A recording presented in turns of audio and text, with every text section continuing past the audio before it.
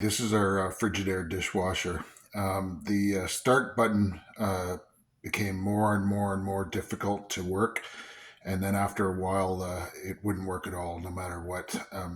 So what I did is I cut away the film to expose the little micro switch, and on top of the micro switch was a plastic tab, and underneath it was this little metal springy thing, right? And that little thing had come loose, and basically it wasn't, you couldn't put it back on. So what I did is I cut the plastic tab off that was covering the micro switch and removed this little piece of metal, and now the micro switch is completely exposed, but you can easily push down on the micro switch with your finger now. um, it was either that or basically get rid of the dishwasher and get a new dishwasher. But now the micro switch works quite well.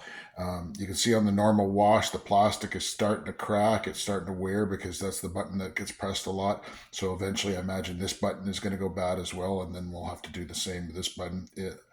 Either that or pretty soon it'll be time for a new dishwasher, but be good to get a couple more years out of this one. So just cut away the plastic to expose it, and then the little black tab that's on top of the micro switch, break it off and expose the micro switch, and then the micro switch works fine now. Hope you learned something from that. Thanks. Bye.